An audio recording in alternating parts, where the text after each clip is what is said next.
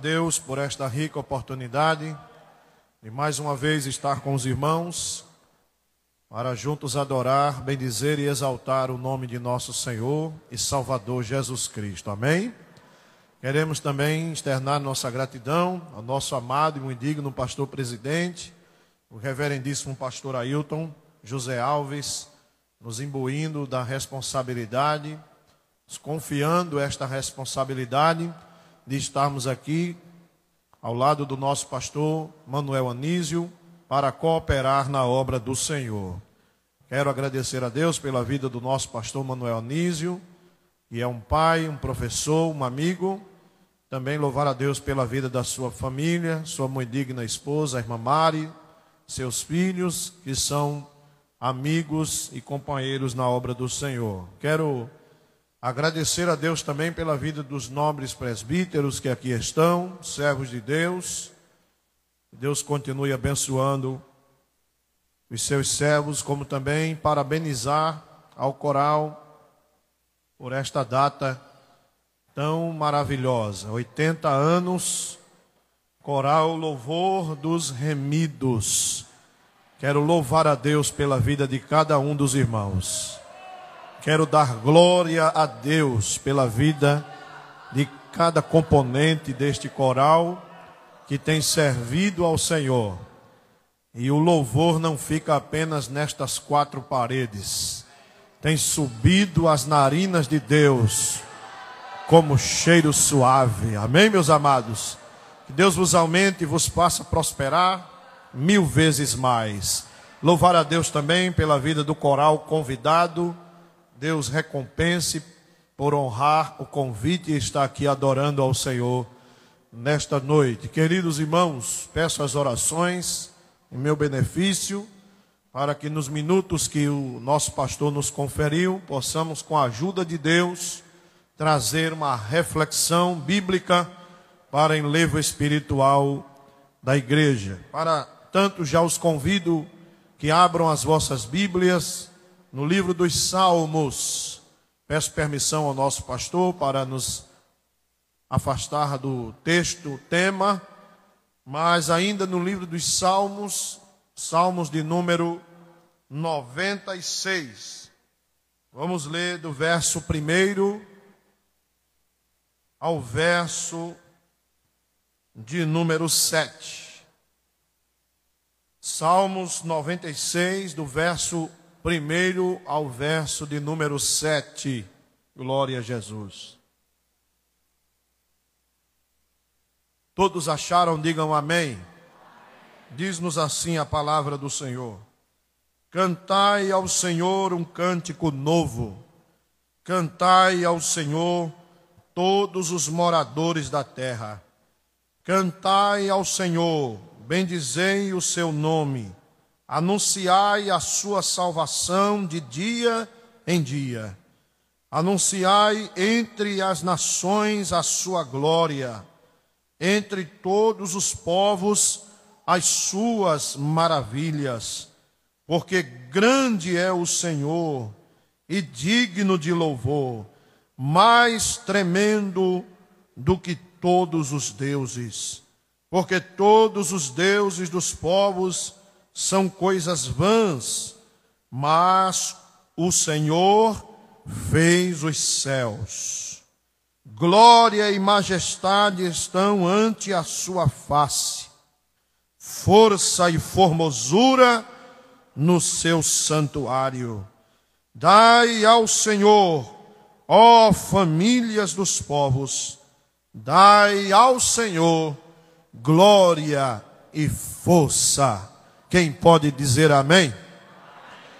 Meus queridos irmãos, há dias que este texto tem falado poderosamente comigo. Através deste louvor, o Senhor tem me feito meditar na sua grandeza. A grandeza de Deus. É impossível acharmos palavras no vocabulário humano que possa descrever, que possa abranger a grandeza de Deus. Porém, meus amados, a Bíblia Sagrada revela algumas características, alguns lampejos da grandeza de Deus. Podemos observar no texto que a grandeza de Deus é refletida pelo seu nome. No verso de número 2, também podemos observar que a sua grandeza é revelada pela sua obra de salvação. No verso de número 3, a sua grandeza se manifesta por meio da sua glória e também através das suas maravilhas, dos seus milagres. No verso de número 4, sua grandeza é distinta por sua singularidade. E no verso de número 6 e 7, o salmista volta a falar da sua glória e majestade, da sua força e da sua formosura. E conclui esta primeira parte do salmo convocando, conclamando, dando uma ordem para que todos, diante de Deus, o glorifiquem e o exaltem pela sua grandiosidade. Quantos vieram aqui com este propósito de glorificar a Deus, porque Ele é grande? Adore ao Senhor nesta noite. Glorifique o nome do Senhor esta noite. Quando falamos da grandeza de Deus, já citamos aqui algumas características que o salmista elenca neste hino de louvor, mas também podemos falar que a Bíblia revela a grandeza de Deus por meio do seu caráter, por meio também dos seus atributos. A grandeza de Deus é revelada por meio dos seus atributos, que são comunicáveis, como também os seus atributos incomunicáveis. Atributos que são inerentes ao seu ser. O ser de Deus é absoluto e singular. Não existe outro como o Senhor nosso Deus. No livro de Êxodo, capítulo de número 15, no Cântico de Moisés, vamos observar Moisés destacando a singularidade de Deus. No verso de número 11, ele exclama: ó Senhor, quem é como tu entre os deuses? Quem é como tu, glorificado em santidade, terrível em louvores, operando maravilhas? Observe que na mente do patriarca ou do legislador Moisés, Deus é incomparável. Ele é único em seu caráter e em seus atributos. Em Deuteronômio, capítulo de número 6, verso de número 4, nós temos também outro versículo que mostra a singularidade de Deus. Abra sua Bíblia, por gentileza, em Deuteronômio, capítulo 6, versículo de número 4. Vejam o que diz a palavra: ouve, ó Israel, o Senhor nosso Deus é o único Senhor. Usando a boca do profeta Isaías, livro do profeta Isaías, capítulo 43, versículo de número 10, o próprio Deus, na boca do profeta Isaías, faz questão de declarar que não existe outro Deus além dele mesmo. Vós sois as minhas testemunhas, diz o Senhor, e o meu servo a quem escolhi, para que o saibais e me creiais e entendais que eu sou o mesmo, e que antes de mim Deus nenhum se formou, e depois de mim nenhum haverá. Eu sou o Senhor, e fora de mim não há Salvador. Ainda em Isaías, capítulo 44, versículo de número 8, Deus continua falando pela boca do profeta e declara: não vos assombreis, nem temais, porventura, desde então, não vou-lo fiz ouvir, e não vou-lo anunciei, porque vós sois as minhas testemunhas. Há outro Deus além de mim? Não há outra rocha que eu conheça. Deus é singular e absoluto. E quando falamos da grandeza de Deus, podemos notar, através dos seus atributos, a sua independência. Quando falamos da independência de Deus, falamos que Ele está à parte da sua criação. Isso na teologia é chamado de transcendência. Transcendência é algo que está acima. Quando Ele se revelou a Moisés no Monte Sinai, do meio da sarça, em uma revelação teofânica, por meio de um anjo, o anjo que trazia o seu nome, Ele disse a Moisés: Moisés, eu sou o que sou. Se alguém ou algum de nós ousar dizer eu sou o que sou, está declarando uma inverdade. Porque se eu disser eu sou o que sou, eu estou falando uma inverdade, porque Zaqueu, o evangelista Zaqueu que está aqui pregando, ele traz em si a origem do DNA dos seus pais. Ele traz em si uma carga genética que o influencia. Outra coisa que nos influencia é o meio em que vivemos. Nós não podemos dizer com absolutismo, assim como Deus diz, eu sou o que sou. Porque nós trazemos a herança genética do pai, da mãe, dos avós, dos ancestrais. Então nós somos uma mistura. Nós somos o resultado, nós somos o produto do DNA e da influência do meio que nós vivemos. Mas quando Deus diz a Moisés, eu sou o que sou, Ele está dizendo, eu sou absoluto, eu sou independente. Ele está falando de toda a pureza e santidade do seu caráter. Porque nunca houve um tempo em que Deus não fosse Deus.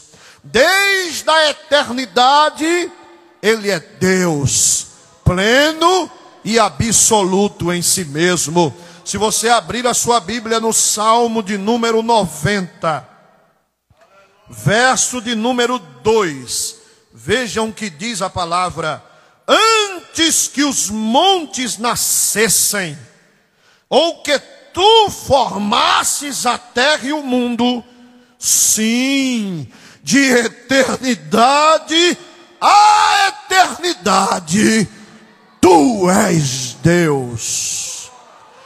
Nunca houve um tempo em que Deus não fosse o Deus. Quando eu falo que o homem é uma influência, é porque o seu conhecimento é acumulativo. Ao passar dos anos, eu vou sendo refinado, talhado, esmerado, eu vou sendo preparado pelas circunstâncias e vou amadurecendo. Mas Deus é absoluto e o seu conhecimento é eterno. Tudo para Deus está no presente e em um só ato da sua onisciência, Ele conhece todas as coisas.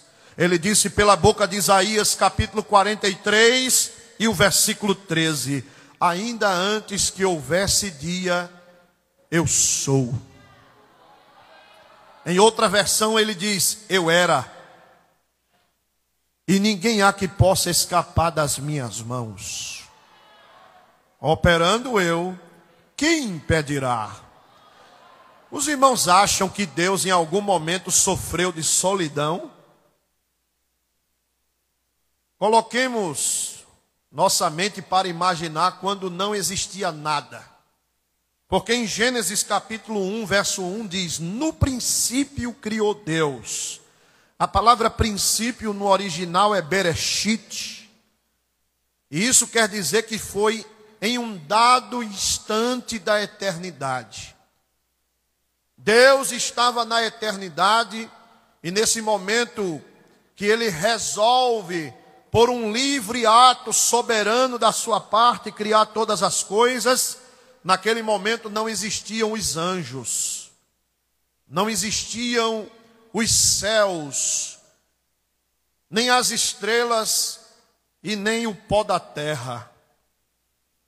E Deus estava ali em um dado momento da eternidade, e os teólogos dizem que Deus estava em sua solidão. Mas será que esta solidão é a mesma que faz o homem sentir-se triste, aflito? É possível que alguém que esteja aqui, mesmo cercado de muitas pessoas, ainda se sinta só. Mas isso não aflige a Deus, porque como Ele é absoluto, Ele estava perfeito, pleno e satisfeito com Ele mesmo. E disse certo teólogo que na eternidade a Trindade estava ali e ela se autoglorificava. O Pai glorificava o Filho glorificava o Espírito glorificava o Pai glorificava o Filho. Não é à toa quando Jesus disse em certo momento: Pai, glorifica a mim com aquela glória que eu tinha contigo antes da fundação do mundo. Talvez alguém queira bater no peito, se achando grande demais, e diga: eu não dou glória a Deus. Não faz diferença nenhuma, por quando não ainda que existisse a fumaça de nada, e Deus estava pleno e absoluto na eternidade, Ele já era Deus. Diz um hino conhecido que nós costumamos louvar: antes que o haja houvesse, Ele já era Deus. Se você quiser abrir a boca e dar um glória, Ele é Deus. Se você não quiser dar glória, Ele permanece sendo Deus. Não diminuiu, nem aumentou, porque disse o apóstolo Tiago que Ele é o Pai das luzes, onde não há mudança e nem sombra de variação. Já pensou adorar-se a um Deus que oscilasse, um Deus que mudasse de humor? Já imaginou servir a um Deus que ao mesmo tempo é todo poderoso, mas seu ânimo fosse um ânimo dobre? Já pensou se Deus, com todo o poder que Ele tem, ficasse mal-humorado? É aí que, quando estudamos os atributos de Deus, percebemos que até a sua ira é fiscalizada pela sua santidade. A ira de Deus não é como a ira humana. A ira humana é movida por vingança, por egoísmo, por vaidade, por arrogância, por soberba, por prepotência. Mas a ira de Deus é um zelo que protege a sua santidade e o seu nome. É por isso que Paulo diz que de Deus ninguém pode escarnecer, porque Ele não tem o culpado por inocente. Nós, ainda que zelosos pelo nome dEle, nós não podemos defendê-lo, porque Ele, como Deus vivo, Ele se autodefende, e é Ele mesmo que protege a sua glória, e Ele tem a obrigação consigo mesmo de velar pela sua santidade. Então, quando Ele se ira, é um zelo fiscalizado por sua santidade, que faz Deus agir em proteção pelo seu nome e pela sua glória. Deus, Ele é um Deus que está acima, transcende, mas é ao mesmo tempo um Deus que se envolve e que age no meio da sua criação. Ele não precisa de nada da sua criação para existir, porque transcendência é isso. Eu e você precisamos de vitamina D, sais minerais, proteínas, carboidratos, mas Deus está acima de tudo. Ele transcende. A Bíblia diz que Ele se encurva para ver os que estão nos céus e na terra. E a Bíblia diz mais, meus irmãos, que Ele está assentado no mais alto e sublime trono. Aleluia. Aleluia.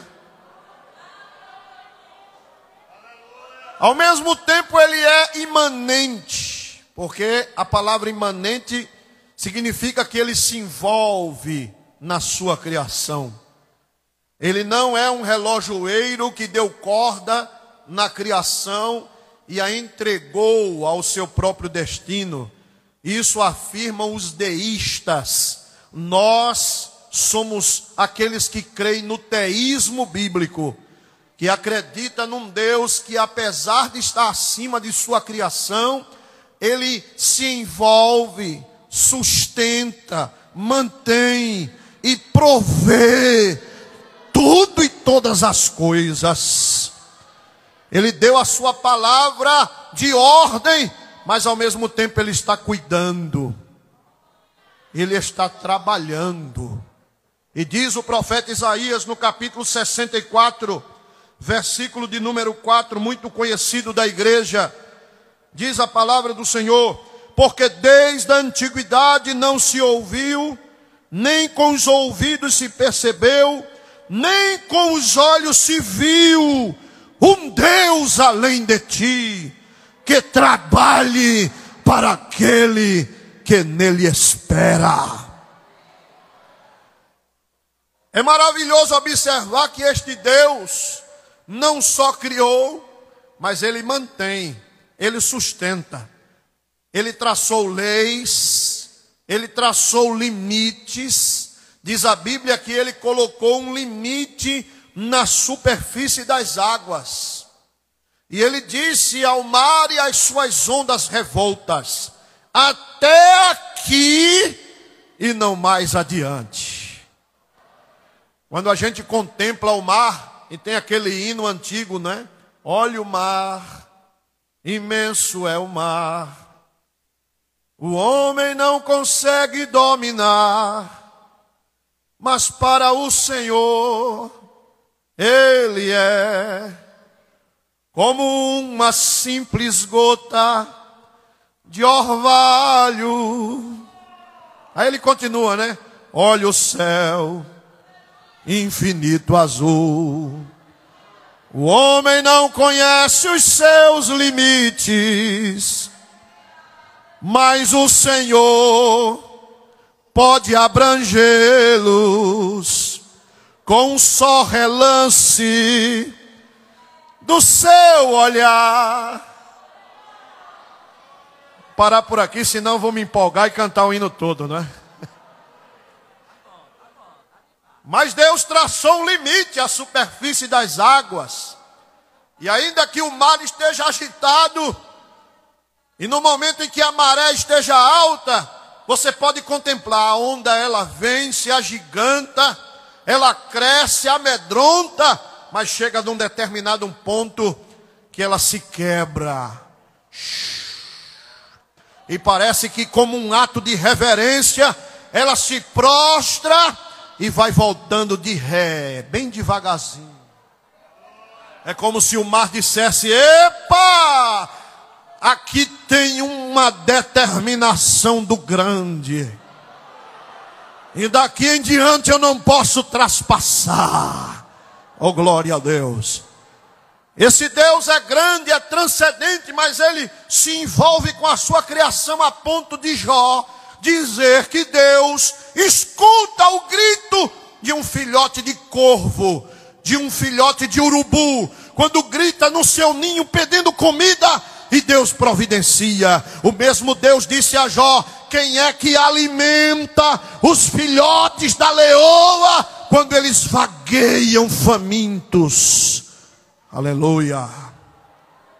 Deus te trouxe aqui esta noite para te mostrar que o teu problema é minúsculo, que a tua luta é pequena, que esta provação não é nada diante da grandeza do Deus que você serve. Deus te trouxe aqui para alavancar a tua fé, para aumentar a tua fé e dizer: levanta a cabeça, porque para mim nada é impossível. O Senhor está perguntando a você, alma aflita, coração angustiado, que veio a este aniversário do coral esta noite: haveria alguma coisa demasiadamente difícil para mim?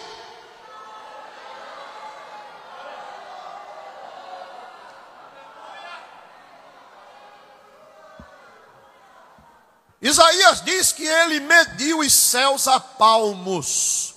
E céus ali inclui o céu onde ele habita, e o seu aspecto de glória é visto pelos anjos, porque Jesus disse que os anjos contemplam a face de Deus.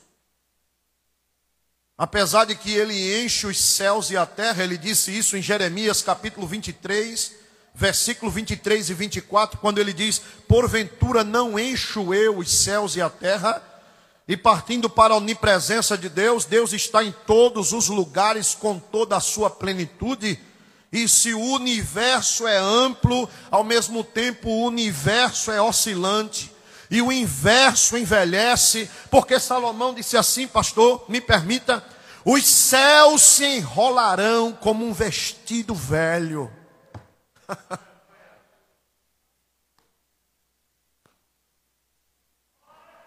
E a terra e os seus moradores perecerão como moscas, mas tu permanecerás para sempre. A onipresença permite que ele esteja agora com toda a sua plenitude no céu e com toda a sua plenitude na terra. E ainda que o universo seja amplo, ele cabe nas palmas da mão de Deus. Ele chama as estrelas pelo nome. Se você pegar uma moeda, é porque não tem uma moeda aqui, mas se levantar uma moeda no dia em que o céu esteja estrelado e olhar para cima, a NASA vai dizer que na circunferência de uma moeda é a equivalência de aproximadamente 1 milhão de estrelas. Na circunferência do tamanho de uma moeda. Mas este Deus, diz o Salmo, que ele pega a prancheta dele, e quando ele quer, ele faz chamada às estrelas. E diz a Bíblia que ele as chama pelo seu nome. E elas riscam os céus, e diante dele bate continência. Levante a sua mão para glorificar. Você vai sair daqui e olhar para o seu problema, vai pegar o seu problema e vai mastigar ele como quem mastiga pão. E vai morder o problema e vai dizer assim: meu Deus é grande. Levante a sua mão e diga isso, declare isso. Meu Deus é, oh glória, meu Deus é grande. Galileu Galilei descobriu que a terra era redonda, e isso foi uma polêmica muito grande. Ele quase era queimado na fogueira da Inquisição e teve que recuar da sua descoberta. Mas se ele tivesse lido Isaías capítulo 40, ele já teria tido essa descoberta há muito tempo, porque está escrito que este Deus grande, ele se assenta sobre o globo da terra. Oh, o céu é o meu trono, diz o Senhor, e a terra é o tamborete onde eu coloco os meus pés.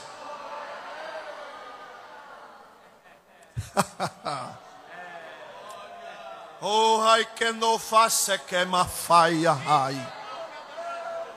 Requemin chocomante arras.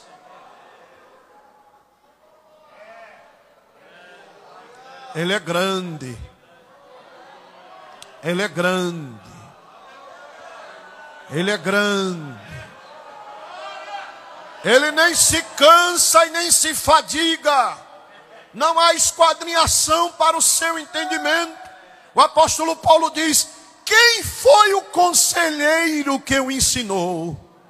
E quem foi aquele que guiou o seu espírito? Aleluia, aleluia, aleluia. Adore a Jesus. Adore o nome do Senhor. Oh, glória a Deus. Bendito seja o nome do Senhor para sempre. Ele conhece os pormenores da tua vida. Ele conhece cada quadrante do teu ser. Ele perscruta, ele analisa cada quadrante da tua alma. Ele te conhece na tua essência.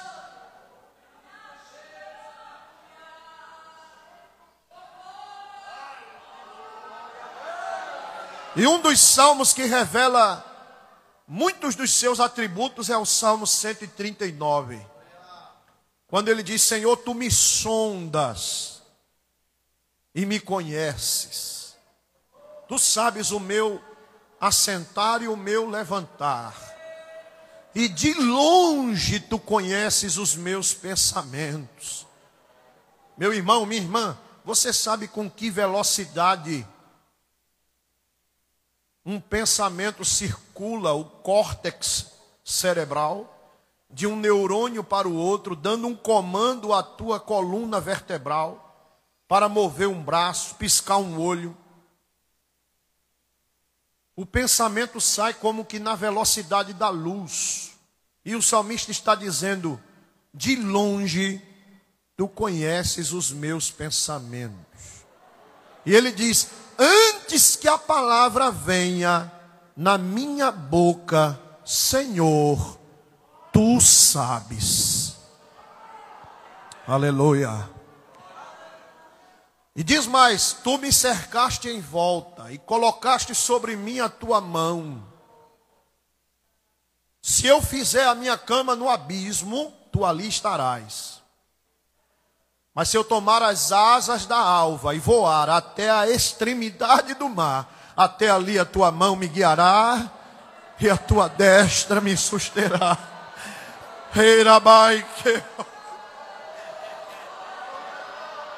Eu quero glorificar ao Senhor esta noite, igreja.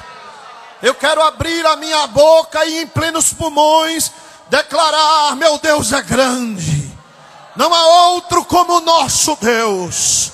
Não há outro como o nosso Deus.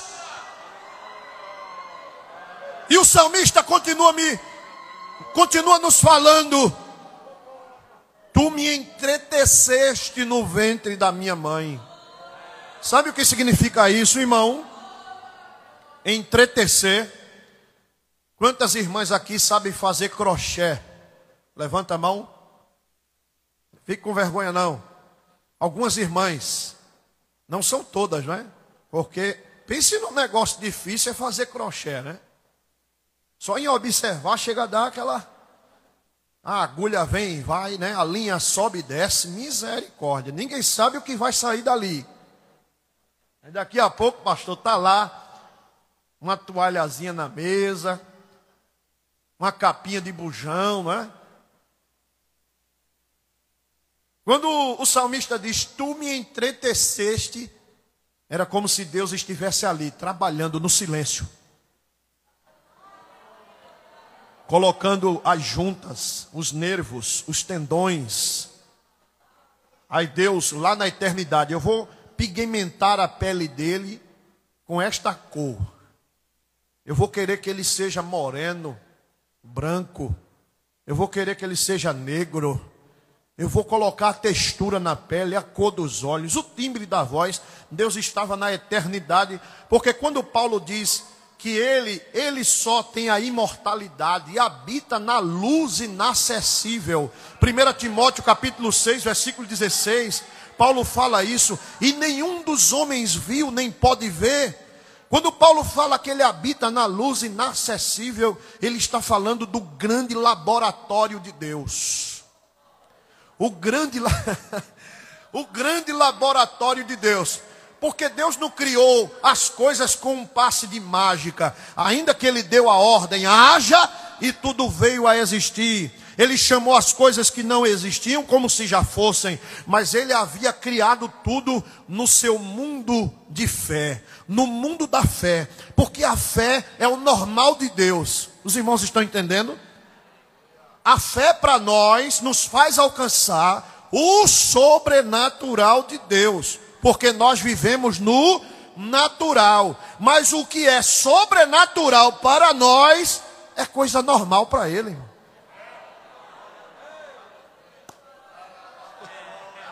Parece que você não pegou não a palavra. Ele estava no mundo habitável dele, no laboratório, trabalhando. É por isso que quando ele disse a Jeremias, presta atenção, ele disse: antes que te formasse no ventre, te conheci. Ai, meu Deus do céu. E a palavra conhecer ali no original hebraico é: eu já me relacionava contigo. Por isso que não é para crente ficar nesta noite de cabisbaixo, com complexo de inferioridade, deixando essa depressão te dominar, esse medo, essa síndrome do pânico. Eu venho na autoridade do nome de Jesus Cristo repreender agora todo pensamento suicida, espírito de morte, sai agora! Todo gigante do medo, da angústia, do pânico, este aperto no peito, tem hora para sair, e Deus está dizendo: é agora. A mão grande dele te toca agora e arranca este complexo, este peso, este fardo. Oh! Levanta a tua mão agora. Você não é um erro, você não é uma fatalidade. Meu Deus, Deus está falando com alguém aqui. Tu não és um erro, não és uma fatalidade. Tu não és obra do acaso. Ele te entreteceu, Ele te formou, Ele cuidou de você lá naquela bolsa d'água no ventre da tua mãe. E Ele está dizendo: eu cuido, eu velo, eu te protejo, eu te sustento, eu te guio, eu te guardo. Eu sou o teu escudo, eu sou o teu guardião, diz o Senhor. Levanta a tua cabeça, porque a minha vontade, o meu plano, o meu querer, o meu efetuar é vitória, é vitória, é vitória na tua vida, no meio dos teus, no meio da tua casa. Adore ao Senhor. Recai choquema. Recai cui choque fai choque mentore mahaya. Abre a boca para adorar Ele em línguas estranhas. Abre a boca para glorificar ao Deus vivo, ao Deus que responde com fogo, ao Deus que descortina os céus, que para a terra no seu eixo, o Deus que anda sobre as águas, que faz rocha brotar água, que faz pão chover do céu, que multiplica azeite e a farinha da panela. Abra a boca, porque é noite de renovo, é noite de vitória. O Deus grande está entre nós esta noite.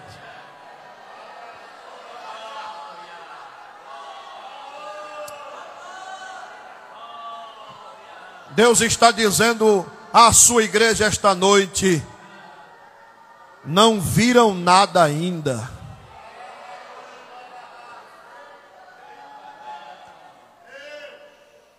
Jó no capítulo 26 diz que Ele encobre a face do seu trono e sobre ele estende a sua nuvem. Estende o norte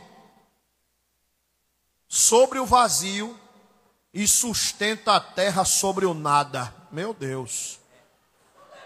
A terra, ela tem aproximadamente 6 sextilhões de toneladas, irmão. E ela está levemente inclinada no eixo, dando uma volta em torno dela mesma e uma em torno do Sol. Rotação e translação. As águas que estão acumuladas nas camadas glaciais, né, de gelo, nos polos da Terra, se a Terra inclinasse levemente para um lado ou para o outro, haveria um grande tsunami e inundaria toda a Terra. Mas ela está lá, ela está rodando agora, ou nós estamos rodando com ela, não é? No eixo dela, mas não tem ninguém aqui bêbado, zonzo, eita, não tem ninguém se agarrando nas colunas, nos bancos, eita. De glória, de caicho, de canto taminchu quenteia raia. Ele que me canto, dê glória a Ele, adore o nome dEle. Ela está lá, não tem cabo de aço, não tem guindaste, não tem borracha segurando, não tem corda, mas Ele deu a ordem e ela obedece. E Jó disse mais: a sua mão fez a serpente enroscadiça. E quão pouco é o que temos ouvido falar dele. Isto são apenas as orlas do seu caminho. Quem, pois, entenderia o trovão do seu poder? A mensagem é: você não viu nada ainda. Tem gente que já se acostumou com o culto, vem para a igreja aí, fica aí todo à vontade, estica os braços, boceja, não sente mais um arrepio, traz a Bíblia, vem para o culto como uma rotina, não tem coragem de abrir essa boca santa para dar um glória a Deus, mas Deus vai começar a surgir.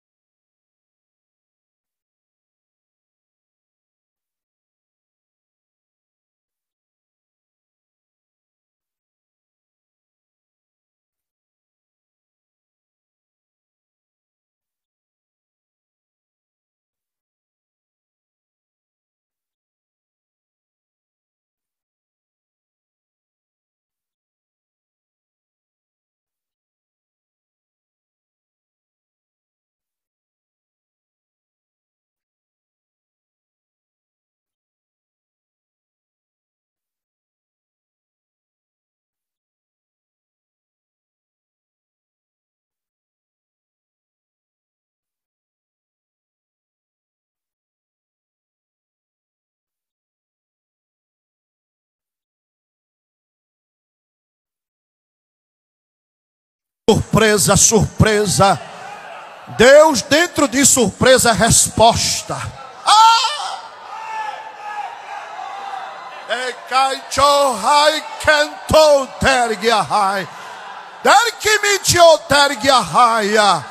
Tu queres entender meu agir?